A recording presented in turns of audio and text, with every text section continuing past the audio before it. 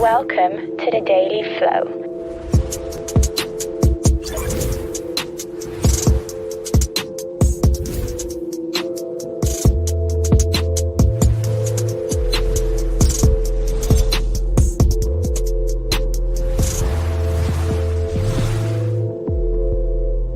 Please welcome your host, John Coleman.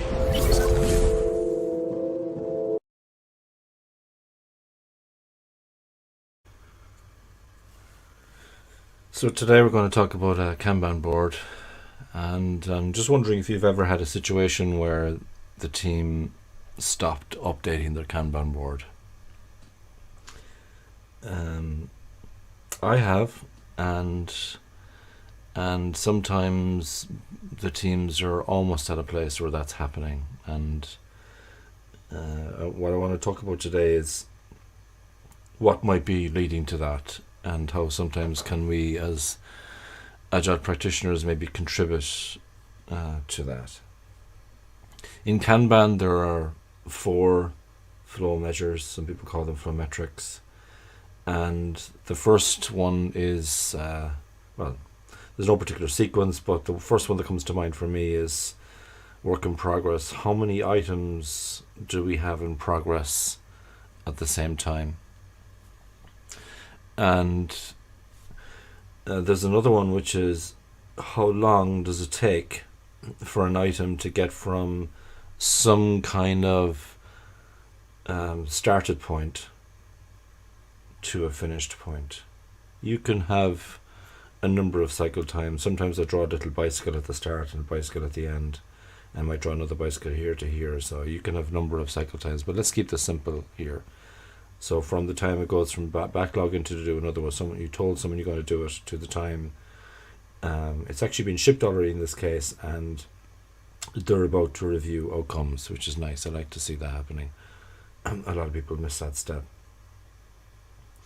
So there's work in progress, which in this case would be this one, this one, this one, this one, this one, this one, this one, and this one. And the number of those is it 7? Sorry, 1, 2, 3, 4, 5, 6, 8 items in progress. And the cycle time is how long does it take to get from here to here. And then you've got not work in progress, throughput, which is the number of items you deliver per time unit. So if you're working on a week basis, how many items are we delivering per week? Or if it's sprints, how many items per sprint, and so on and so forth. It could even be per day. If you've got really good flow, you've got work going through every single day. And there's another item, which is another flow measure known as work item age. So how old are these items in the system relative to other items? And I often found, and I've spoken on other shows about this, that it's a kind of a leading indicator really of good flow. If you're looking after your work item aging, your cycle times kind of look after themselves, and then your cycle times, because they're either stable or coming down, or hopefully consistent in terms of hopefully there's a lot of density in your throughput as well. Your throughput might even start increasing. The density of your throughput might start increasing. But let's imagine a situation where, let's say our team does in progress 1, but another team does in progress 2. So another team actually looks after that whole piece there.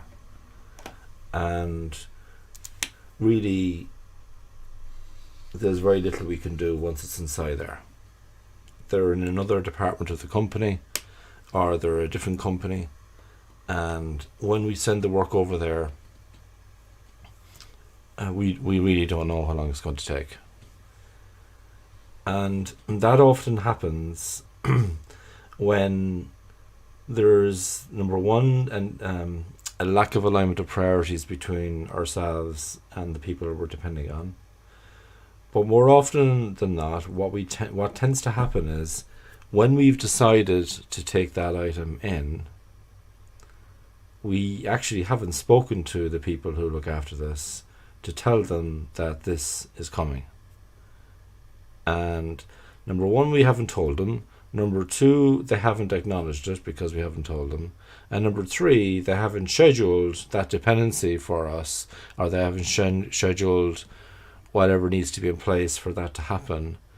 So surprise, surprise, when it gets to in progress 2, it gets really slow, and so the team then starts feeling down because their cycle times are a bit erratic, their throughput starts going down, the work item aging goes through the roof. You even see items like 200 days old and stuff like that, because the stuff got into this column that these people were not ready for.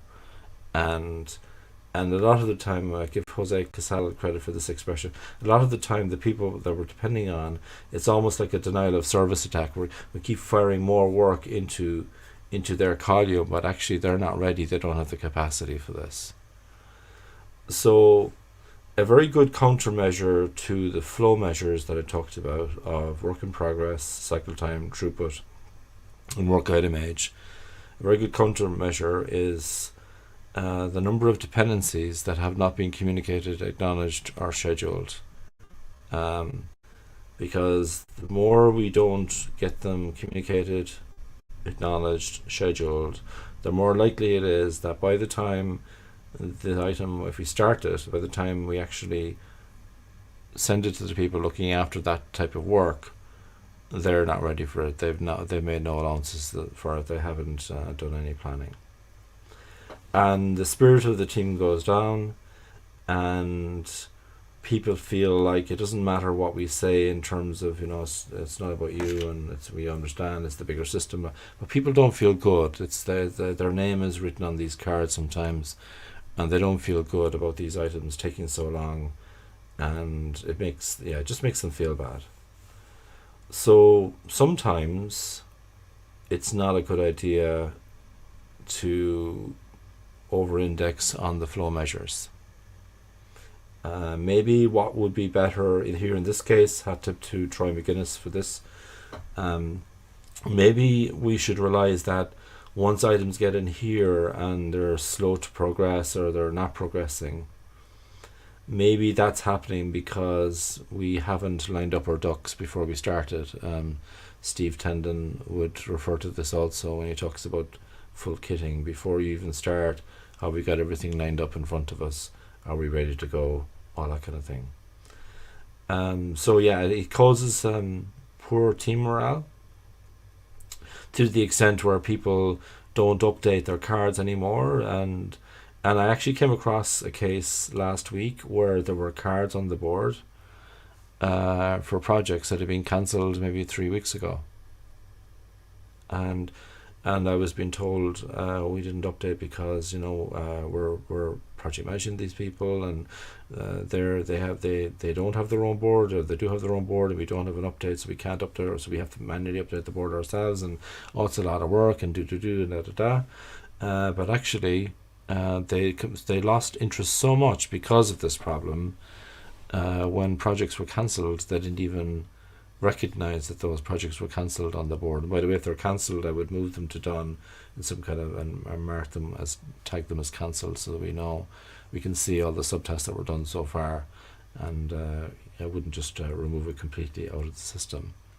So that's the first thing. One countermeasure would be the number of dependencies that have not been communicated, acknowledged, or scheduled with the people actually doing that work.